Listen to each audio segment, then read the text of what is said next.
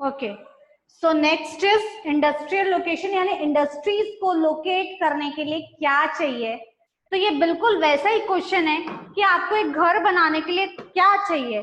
Suppose मैं आपको बोलूंगी कि राजस्थान के रेतों में बहुत सस्ते में प्लॉट मिल रहा है, तो क्या आप खरीदेंगे? नहीं, बिकॉज यू नो कि वहां पे आपको वाटर नहीं मिलेगा, दूर दूर तक कुछ भी नहीं है, पानी नहीं है, इलेक्ट्रिसिटी नहीं है, पूरा रेत ही रेत है।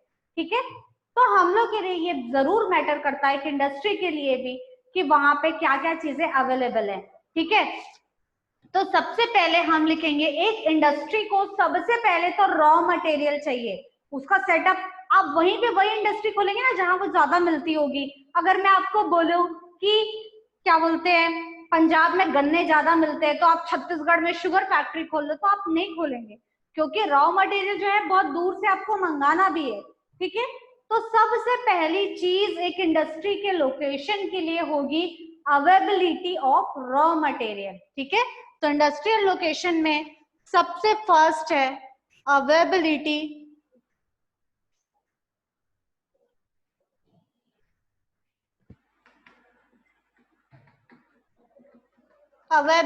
Of raw material.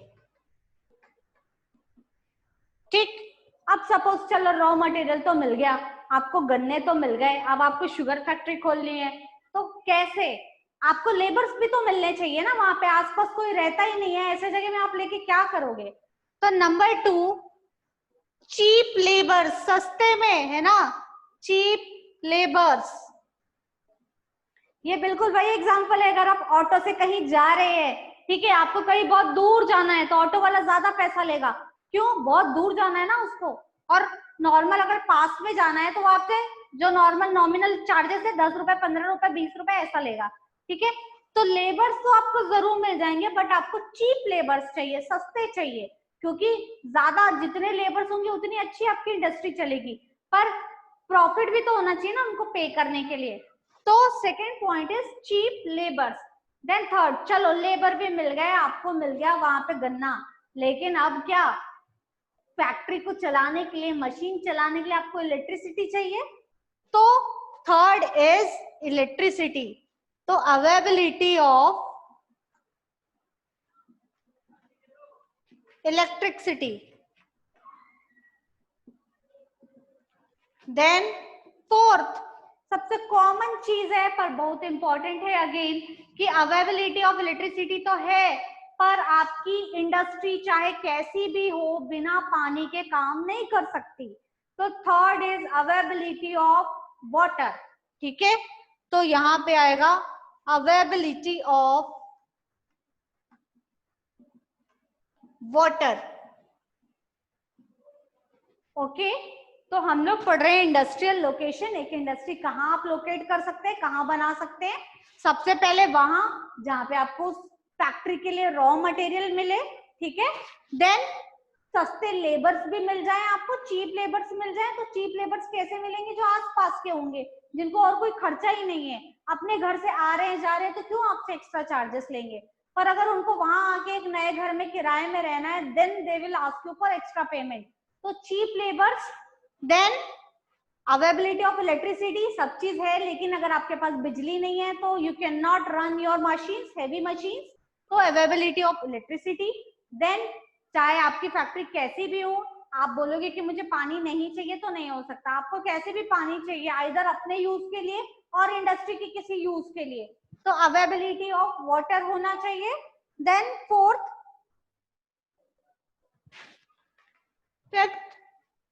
भैया सब है आपके पास, लेकिन आपके पास पैसा नहीं है। अभी मैंने बोला आपके पास कैपिटल भी होना चाहिए इन्वेस्टमेंट के लिए। इनिशियली तो कोई प्रॉफिट नहीं करता, 1 महीने बाद ही प्रॉफिट होगा। अगर आपने एक इंडस्ट्री डाली है, अगर आप एक शक्कर बना रहे हैं, तो पहले तो ये लेबर्स बनाना चालू कर देंगे ना, आपको 1 महीने की पेमेंट तो उनको देनी है। देन जब शक्कर बन जाएगा, आप उसको बेचेंगे प्रॉफिट में, तो जितना पैसा आएगा उससे फिर रिनोवेशन कराएंगे, धीरे धीरे 1 से 2 फैक्ट्री बनाएंगे, 1 से 2 मशीन रखेंगे, इस टाइप से। तो सबसे पहले तो आपके पास कैपिटल होना चाहिए इन्वेस्टमेंट करने के लिए। इसीलिए लोग बिजनेस से कतराते हैं, क्योंकि जरूरी नहीं है कि आपके घर में इतना पैसा हो कि आप एक बिजनेस सेटअप कर सको। ठीक है, तो इम्पोर्टेंट ये भी है कि कैपिटल, ठीक, कैपिटल। नेक्स्ट, देन ठीक, सब कर लिया आपने, आपके पास पैसा भी है, पानी भी है, बिजली भी है, लेबर्स भी है, रॉ मटेरियल भी है, आपने मटेरियल बनाना शुरू भी कर दिया, बन भी गया, बट बेचने के लिए मार्केट भी तो होना चाहिए। कहाँ बेचोगे? कोई खरीदने वाला भी तो होना चाहिए। तो अवेलेबिलिटी ऑफ मार्केट, ठीक है, तो ये है अवेलेबिलिटी ऑफ मार्केट।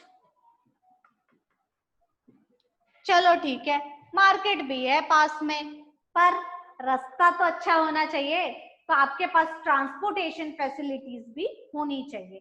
मतलब रोड अच्छा हो, या जैसे आप बीएसपी का सामान देखते हो, बीएसपी अपना सामान कैसे करती है कि ट्रेन से भेजती है, तो उनके पास अपनी खुद की रेल लाइन है, देखा है कि नहीं आप लोगों ने? एक रेल लाइन जो बीएसपी प्लांट से निकलती है डायरेक्ट एंड वो बाहर चले जाती है, ठीक है, क्योंकि दे कैन नॉट वेट कि उनका मटेरियल बन जाए और वो डिलीवरी के लिए बोले अरे अभी तो 5 दिन हमारी ट्रेन जाम है, या वो रास्ते में कुछ गिर गया। उनकी अलग पटरी है, दे हैव अलग different path, they have different train of themself, ठीक है। तो ये सब होने के बाद भी उनके पास ट्रांसपोर्टेशन फैसिलिटी है, तभी वो अपना प्रोडक्ट बेच पा रहे हैं। तो ट्रांसपोर्टेशन फैसिलिटी, ट्रांसपोर्टेशन फैसिलिटी, ठीक है। तो अगर आपको ये याद करना है ना, तो जनरली मैं लोगों को ऐसे ही बताती हूँ। इंडस्ट्री, एक सुनते साथ आपको डर लगता है अरे यार इंडस्ट्री का लोकेशन क्या, आप बस इतना सोचिए कि अगर आपको घर बनाना है तो कहाँ पे घर बनाएंगे? रॉ मटेरियल भैया आपको वहां पे मिलना भी चाहिए ना घर बनाने के लिए, ब्रिक, सीमेंट, ये सब। देन कोई लेबर, कोई मिस्त्री होगा बनाने के लिए, तब तो आपको दे दूं मैं तो आप नहीं बना पाओगे। देन घर वही बनाओगे जहां बिजली है, मैंने अभी बताया ना, राजस्थान के रेतों में अगर चीप सा लैंड मिल रहा है और मैं आपको बोलूं कि आप वहां जाओ, 2 एकड़ लैंड मेरा पड़ा है, घर बना लो, बना लोगे क्या? नहीं, बिकॉज आपके पास ये चीजें वहां पे नहीं रहेंगी।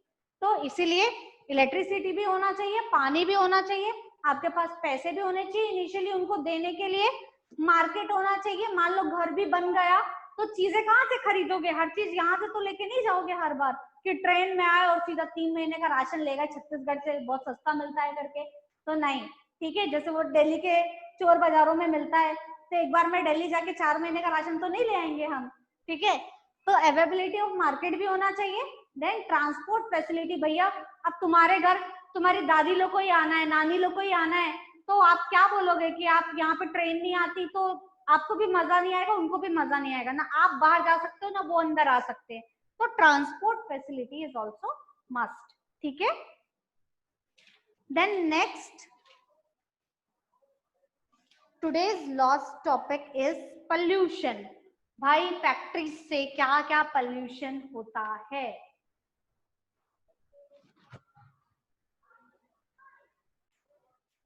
ठीक, नेक्स्ट है इंडस्ट्रियल पोल्यूशन, यानी इंडस्ट्री से क्या क्या पोल्यूशन होते हैं, ठीक है।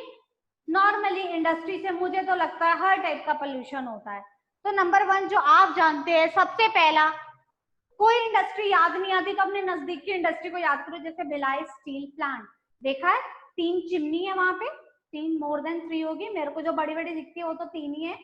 वो चिमनी से दिन भर धुआं निकलते रहता है, क्योंकि वहां पे ब्लास्ट फर्नेस है, आप लोग साइंस में पढ़ते होंगे, फिजिक्स में, फिजिक्स केमिस्ट्री, ब्लास्ट फर्नेस, ठीक है। तो ब्लास्ट फर्नेस क्या होता है? एक फर्नेस बना है पूरा जो दिन भर जलते रहता है और उसमें और जो है वो पिघलते रहता है और वो स्टील में कन्वर्ट होते रहता है, ठीक है।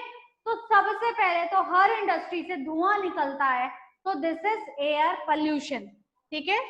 तो इंडस्ट्रीज एयर पोल्यूशन करती है। तो एयर पोल्यूशन में क्या क्या क्या चीज को बोलेंगे कि पल्यूट फेंक रही है? गैसेस का नाम पता है आपको, हार्मफुल गैसेस जो एयर को पल्यूट करती हैं? सल्फर डाइऑक्साइड, कार्बन मोनोऑक्साइड,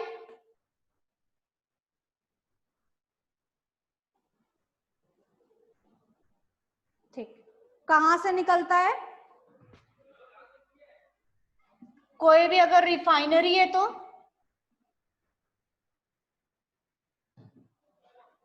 या स्मेल्टिंग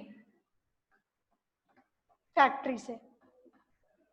ठीक है, अब मैं आपको बता दूं, अगर आपको नहीं पता तो sulphur dioxide, carbon monoxide, even nitrogen oxide, ये सब हार्मफुल गैसेस है। क्यों हार्मफुल गैस है? हवा में उड़ तो जाता है, आपकी नाक तक नहीं आता, that doesn't mean it's not harmful. क्यों हार्मफुल है? Because they cause acid rain.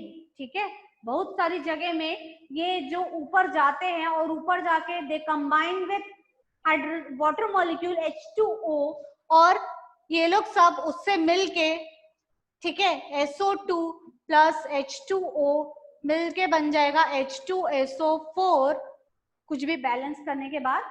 तो this is what? Acid, sulphuric acid. ठीक है, तो ये सल्फ्यूरिक एसिड में क्या होगा कि अब ये एसिड रेन बन के ऊपर से गिरेगा, and obviously this is harmful. Acid हम इतना डरते हैं कि जल जाता है, बट क्योंकि आसमान में बादल में बहुत सारा पानी है, तो ये मिलके दो होते हैं ना एसिड में, कॉन्सेंट्रेटेड होता है, एक डाइल्यूट होता है, तो ये डाइल्यूट एसिड बनता है। पर ये जो एसिड है इट इक्वली हार्म्स यू। अगर आपके ऊपर गिर गया, हम लोग बारिश में कितना मजे से भीगते हैं, हमको लगता है पिक्चर में वो हीरोइन भीगती रही है तो हम भी भीग सकते हैं, वो हीरो भीगता है तो हम भी भीग सकते हैं, and we can enjoy. But suppose करो अगर वो एसिड रेन हुआ तो क्या होगा? ठीक है, आपकी स्किन जलने लगेगी, आपको जलने लगेगा। ठीक है, अगर वो ज्यादा कॉन्सेंट्रेटेड है, मतलब जो BSP प्लांट है बहुत पास में है ना, तो अगर आप सेक्टर एरियाज में रहते हैं तो वो सेक्टर एरियाज में उतने हार्मफुल वाले आपके ऊपर गिर के, हो सकता है उसमें ज्यादा कंटेंट मिल जाए और जल भी जाए आपका हाथ। ठीक है, देन सेकेंड क्या करता है? इंसानों को तो हार्म करता है, प्लांट्स को भी हार्म करता है। देन थर्ड, जितने भी मॉन्यूमेंट्स है वो खराब होते हैं। ठीक है, जैसे एक एग्जांपल है कि जो ताजमहल है, हम बोलते हैं ना व्हाइट मार्बल से बना है, हमने तो यही पढ़ा है व्हाइट मार्बल से बना है, बट अभी आप उसको जाके देखेंगे तो it turns into pail colour, yellowish colour. इसीलिए आपको पता है दिल्ली में इवन ऑन सिस्टम चालू है, क्योंकि वहां जो गाड़ियों से निकलता है पोल्यूशन, उसके कारण वहां पे एसिड रेन होता है, और उसके कारण ये आगरा में जो ताजमहल है उसका व्हाइट मार्बल को टर्न कर चुका है येलो में। और क्योंकि ये 7 वंडर्स में आता है, इंडिया को इसको प्रिजर्व करना बहुत जरूरी है। अगर ये प्रिजर्व नहीं रहेगा, ये क्यों इतना है, इतना इंपॉर्टेंस इसीलिए है क्योंकि ये व्हाइट मार्बल से बना है। अगर ये पेल हो जाएगा तो हम इसको 7 वंडर से हटा देंगे तो इंडिया को लॉस है। ठीक है, क्योंकि 7 वंडर्स में रहने के कारण हो सकता है इसको वर्ल्ड से कुछ फंड मिलता हो उसके देख रेख के लिए। ठीक है, तो ये क्या होता है कि ये एसिड रेन, एयर पोल्यूशन से जो ये दोनों गैस निकलती हैं, ये एसिड रेन कॉज करती हैं, और उससे हमारे ह्यूमन को, प्लांट्स को एंड मॉन्यूमेंट्स को खतरा है। ठीक है, देन सेकेंड क्या पोल्यूशन होता है? बहुत इजी, वाटर पोल्यूशन। ठीक है, तो इट कॉजेस वाटर पोल्यूशन। जैसे कि आपने देखा होगा हमारे बगल में BSP प्लांट, ये जो उनकी नालियां जाती हैं पूरे सेक्टर्स के बीच से है, और यहाँ पे भी है, मॉल से थोड़ा आगे आएंगे तो ये माइलस्टोन स्कूल की तरफ। ठीक है, तो ये जो नाली है इसमें आपने कभी रुक के देखो उसको, यू विल फाइंड कि वहां पे लेथर रहता है। लेथर यानी कि क्या? झाग जैसा। तो वो क्या है? इट शोज कि ये पानी अच्छा नहीं है, इट्स केमिकल बेस्ड वाटर। ठीक है, अब पानी के बारे में तो मैं आपको बहुत पढ़ा चुकी हूँ कि पूरा, although the earth is a blue planet, ठीक है, 97% पानी है, पर इस पानी में सिर्फ और सिर्फ 2.5% हमारे पीने लायक पानी है। ठीक है, अब ये पीने लायक पानी भी इस 2% में आधा ग्राउंड में है, आधा अंडरग्राउंड है जो आप लोग बोरवेल डाल के निकालते हैं, और आधा ग्लेशियर्स में है। ठीक है, अब ये 3 जगह ये 2.5% पानी है। तो अगर आप इसको नदियों में डंप करेंगे तो नदी का पानी तो पीने लायक ही है, वो इसी 2.5 में आता है, तो ये पीने का पानी और कम हो जाएगा, कंटामिनेट हो जाएगा। इसको पीने वाला आदमी जो है उसको अलग हार्म है। ठीक है, जो भी ये कंटामिनेटेड वाटर पिएगा हो सकता है उसको पीलिया हो जाए, हो सकता है दस्त हो जाए, ज्यादा केमिकल होगा तो मर भी सकते हैं। ठीक है, इसीलिए water pollution is also one of the major cause कि हमें उसको बचाना है। ठीक है, नेक्स्ट क्या है? थर्ड है थर्मल पोल्यूशन। थर्मल क्या होता है भाई? ठंडियों में पहनते हो तुम लोग, और मैंने बायो में भी पढ़ाया है, जब भी थर्मल वर्ड पढ़ेंगे तो क्या thermal is related to temperature. तो इतना ब्लास्ट फर्नेस देर बाद चल रहा है बीएसपी प्लांट में तो गर्मी हो रही है, ठीक है। इसीलिए जहाँ पे जो फैक्ट्रीज लगाते हैं गवर्नमेंट ने वहां पे नॉर्म्स बना दिए हैं कि आप ये जो इंडस्ट्री लगा रहे हैं इसका पोल्यूशन कम करने के लिए आपको बहुत सारे प्लांट्स लगाने हैं। इसीलिए ये जो हमारा सेक्टर एरिया है ये बहुत ग्रीन है, ग्रीनरी है। आप कभी भी किसी इंडस्ट्री के पास में जाएंगे, एनटीपीसी ले लीजिए या बलौदा बाजार में मैं गई थी अंबुजा सीमेंट के पास, वहां पे ले लीजिए, तो बहुत ग्रीनरी है। वो ग्रीनरी क्यों है? Because they have planted the trees, because ये सब pollution is common when you set up an industry. जब भी आप इंडस्ट्री बनाएंगे एयर पोल्यूशन होना ही है, आप रोक नहीं सकते। वाटर पोल्यूशन शायद रोक सकते हो, पानी में नहीं डंप करके जमीन में कर दो, लेकिन लैंड पोल्यूशन हो जाएगा। थर्मल पोल्यूशन बहुत कम लोग करते हैं जहाँ पे बहुत गर्मी है। अगर मैं एक नॉर्मल शुगर फैक्ट्री की बात करूं, अचार फैक्ट्री की बात करूं, चिप्स फैक्ट्री की बात करूं, तो शायद ही वहां पे थर्मल पोल्यूशन होता हो। पर अगर एक बड़ी बड़ी हैवी इंडस्ट्रीज अगर हैं तो जरूर वहां पे थर्मल पोल्यूशन होगा, ठीक है। देन फोर्थ, नॉइस पोल्यूशन, ठीक है। कहाँ पे ज्यादा होगा? जहाँ पे वेल्डिंग वगैरह चल रही है। कोई पिक्चर देखा है? अगर एक ऑटोमोबाइल है, अगर मुझे कार बनानी है तो क्या करेंगे, वो जो बड़ी बड़ी शीट आई थी ना, वो शीट को काटेंगे शेप में, तो वो जो कटिंग करना कितना आवाज करता है, ठीक है। तो ऐसी इंडस्ट्रीज जहाँ पे वो लोग दिन भर ऐसे काटते रहते हैं, वेल्डिंग करते रहते हैं, वहां पे नॉइस पोल्यूशन बहुत होता है, ठीक है। अब नॉइस पोल्यूशन का भी इन लोगों ने रेंज दिया है, नहीं यहाँ पे नहीं है, चलो ठीक है देखते हैं। पर नॉइस पोल्यूशन से अभी हमने इस सब के बारे में घाटा पड़ा। मैंने पहले ही बताया एयर पोल्यूशन से एसिड रेन होता है, वाटर पोल्यूशन से पानी कंटामिनेटेड हो जाएगा, थर्मल पोल्यूशन से वहां पे गर्मी बढ़ जाएगी, नॉइस पोल्यूशन से क्या होगा? ज्यादा आवाज सुनोगे तो, ज्यादा तेज आवाज सुनोगे तो जो हार्ट पेशेंट है उनको हार्ट अटैक आ सकता है, जो नॉर्मल पेशेंट है उनकी बीपी बढ़ सकती है। ज्यादा होगा तो आपको सुनना ही नहीं देगा, तो हियरिंग डिसेबिलिटी हो सकती है, ठीक है, हियरिंग डिसेबिलिटी।